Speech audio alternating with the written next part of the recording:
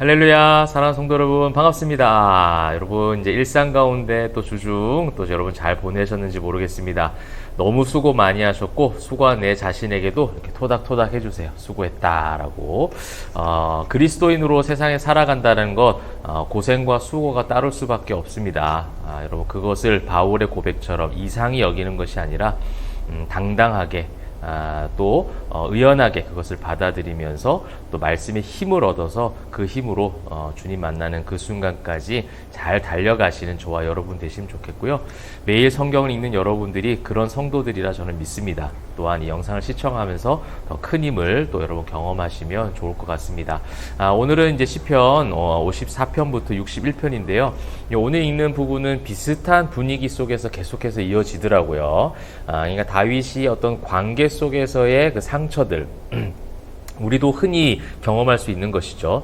여러 가지 사람들과의 관계 속에서 경험되어지는 억울함, 또 그 속에서 깨어짐에 대한 그런 어떤 분노들, 그런 어떤 어려움들, 그 모든 것들이 이제 54편, 55편 계속해서 이어지고 있습니다. 그런데 이제 다윗은 그러한 상황 가운데서 어떠한 노래와 어떠한 찬송으로 하나님 앞에 나아갔는가, 이것이 우리가 오늘 함께 바라봐야 될 중요한 공통된 관점이라고 생각합니다. 사랑하는 성도 여러분, 여러분께서 살아가는 모든 삶의 초소, 가정, 직장, 사업터, 학교, 교회, 그 모든 곳에서 우리는 관계를 맺어가면서 살아가야 돼요. 그죠? 관계를 끊고 살아갈 수는 없어요. 어렵지만, 힘겹지만, 때로는 그 관계를 이어갈 힘이 없지만 그 관계를 또 한번 이어가야 되는 경우도 있습니다. 물론 다 그렇다고 볼 수는 없어요. 인간적인 어떤 해석을 통해서 그냥 또 성경에 있는 것을 그대로 가져와서 그것을 이제 어떠한 의미적 해석이 없이 무조건 그 관계를 다 이어가야 된다, 이런 말씀을 드리는 것은 아니지만, 관계 속에서 어떻게 해야 되는지 지혜를 발휘해야 되는 것은 우리 모든 그리스도인들이 감당해야 될 부분이라고 생각합니다. 그러한 관점에서 여러분 쭉 읽으시면 좋겠고요. 이 긴 시편의 한 구절 한 구절, 저도 이 묵상을요 대풀에서 몇 번을 했어요. 여러분 뭐 한두 번 읽으실 것 같은데 저는 몇 번을 읽습니다. 근데 몇 번을 읽으면서도 또 들어오는 절이 있고, 그 다음 또 읽었을 때 또 그 다른 절이 또 저에게 마음에 울림이 되는 경우도 있어서, 이거를 다 나눈다면 정말 하루도 모자랄 것 같습니다. 정말 매일의 묵상 한번 수련회를 해가지고 여러분들과 만나서 길게 한번 나누고 싶을 정도로 정말 이 말씀에 대한 깊이가 바다와도 같고 그렇게 넓은 하나님의 마음을 많이 느낄 수 있는 그런 부분인 것 같아요. 그러면서 이제 여러분들 이제 오늘 이제 54편부터 보실 때에 이 셀라라고 붙은 부분들을 조금 중점적으로 보시면 그 흐름 속에서도 좀 파악하기가 좋을 것 같아요. 너무 힘들었을 때 이 셀라라는 거는 고음부로 또 강조하면서 이렇게 화답하면서 크게 부르는 겁니다. 그러니까 뭔가 그 부분에 대한 감정적 고조가 일어나는 부분이에요. 그래서 그것을 강하게 강조하고 더 큰 소리로 불러가는 것이 셀라라면, 여러분 우리가 성경 읽을 때 셀라 안 읽고 그냥 넘어가잖아요. 근데 제가 이번 시편 말씀을 대하면서 이 셀라의 중요한 지금 의미가 많이 담겨져 있는 것을 많이 발견하게 됩니다. 그래서 여러분들이 셀라 부분을 한번 보시면 좋겠는데, 첫 번째 나온 게 3절입니다. 낯선 자들이 일어나 나를 치고 포악한 자들이 나의 생명을 수색하며 하나님을 자기 앞에 두지 아니하였음이니이다, 셀라라고 하고 있습니다. 이 세상에서 자기가 당하고 있는 그 아픔에 대한 것을 큰 소리로 고백하는 거예요. 여러분 이것이 중요합니다. 여러분 관계 속에서 깨어짐이 있고 억울함이 있고 또 나에 대해서 곡해하는 사람들도 얼마나 많은지 몰라요. 그죠? 그런 억울함, 그런 분노, 그런 상처, 많은 것들이 있을 수 있어요. 그것이 어느 그룹에 있든지 있을 수 있는 일이란 말이에요. 그럴 때에 그럴 수밖에 없는 그 세상의 현실, 그 세상의 정체성, 그죠? 세상의 어떤 실존, 이런 것들을 이제 고백하고 그것을 인식하는 것이 굉장히 중요합니다. 그러니까 이게 이상한 것이 아니라 죄악으로 물들어 있는, 예수를 만나지 않은 누군가와의 그 관계 어려움은 당연할 수밖에 없는 것 같아요. 그죠?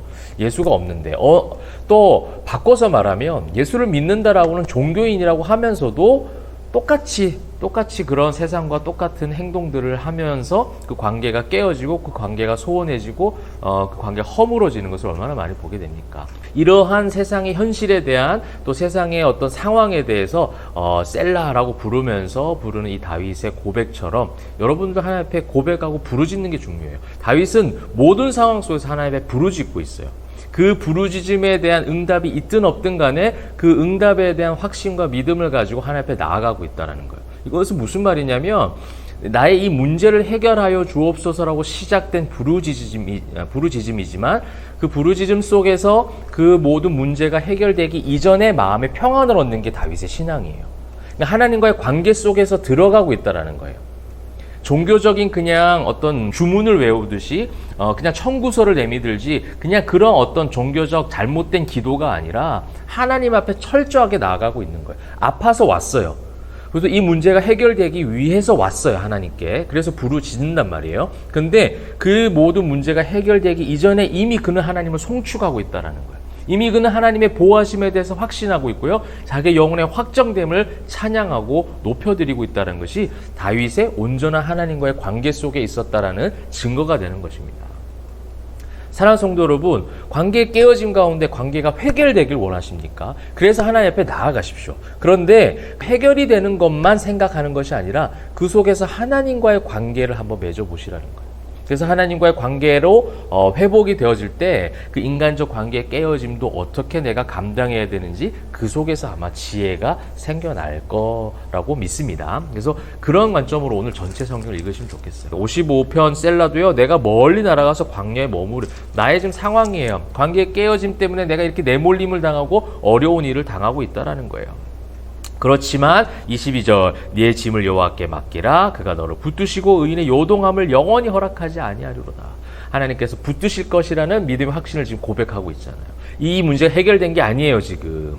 그러한 부르짖음과 아픔 속에 하나님 앞에 나와서 그것으로 해결되게 해주세요. 그냥 하나님 앞에 떼부리듯이 그렇게 하는 그런 어린아이 같은 신앙으로 끝나는 것이 아니라 결국은 어떻게 해요? 그러나 주님께서 나의 부르짖음을 들으시고 의인의 요동함을 그냥 두지 아니하시고 보호해 주실 것이다. 이런 확신을 지금 고백하고 있는 것입니다.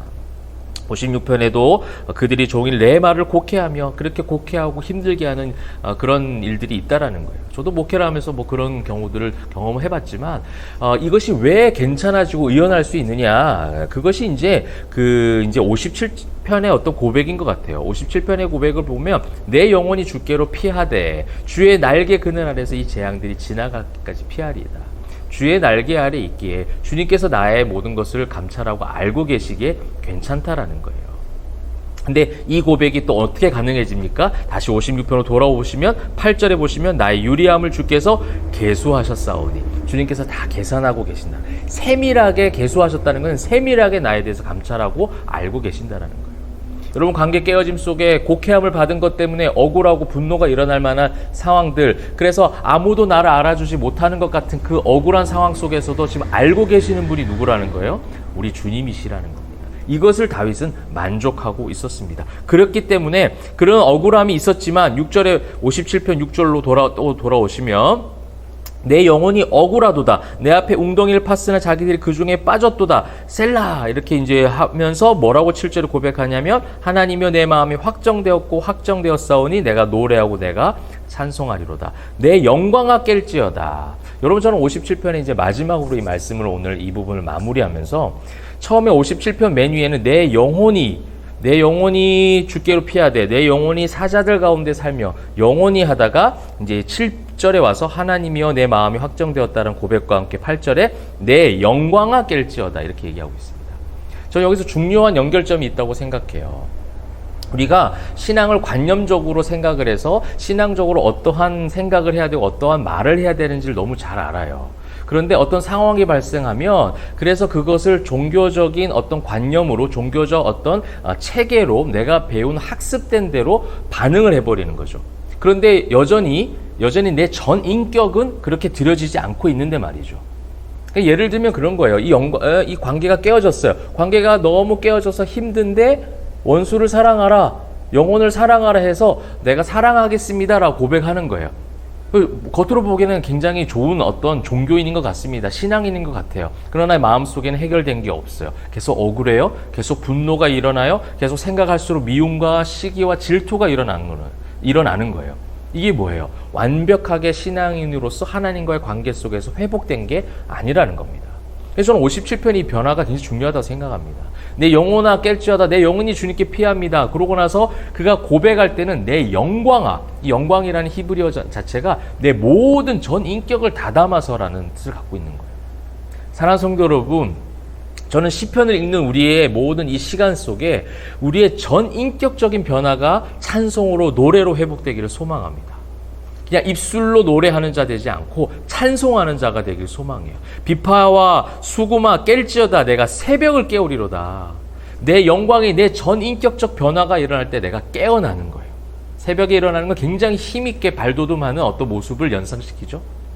그래서 여러분, 이 관계의 모든 깨어짐, 또 그뿐만 아니라 모든 세상에서 당할 수 있는 억울함, 또 분노할 만한 일들, 무너지는 일들 많이 있을 수 있습니다. 그러나 여러분, 하나님 안에 거하라는 것, 이것을 너무나도 우리가 철학적으로 관념적으로 알고 있어서 오히려 그런 일이 있을 때 하나님 안에 더 거하지 못하는 그런 사단의 방해도 있는 것 같아요. 하나님 안에 거할 때에, 하나님 안에서 부르짖을 때에, 하나님 앞에서 아프다라고 셀라라고 외치고 그렇게 나아갈 때에 그 하나님께서 우리의 영혼에 확정되는, 그 영혼이 흔들리지 않는 참된 신앙의 고백, 그래서 내 영광아 깰지어다, 그런 찬양이 일어날 줄 믿습니다. 그러한 마음으로 이제 61편까지 비슷한 어떤 메시지로, 흐름으로 나아가고 있습니다. 그러한 하나님의 보호하심 아래, 하나님의 그늘 아래서 그렇게 하나님의 인도하심을 통하여 승리하시길 바라고요. 내일 주일 예배 함께 예배하는 그 모든 시간들도 여러분 기대하시면서 기도로 잘 준비하시는 우리 포에마교회 성도님들 되시기 바라고 내일 밝은 얼굴로 만났으면 좋겠습니다. 또한 영상을 시청한 성도님들도 각 지교에서 하나님이 받으시는 온전한 예배, 형식주의적인 예배가 아니라 신앙인의 예배 드리시기를 주님의 이름으로 축복합니다. 기도하겠습니다.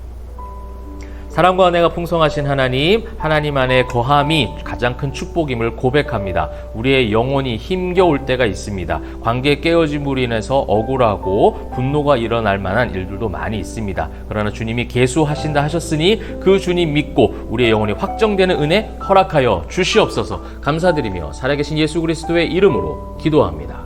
아멘.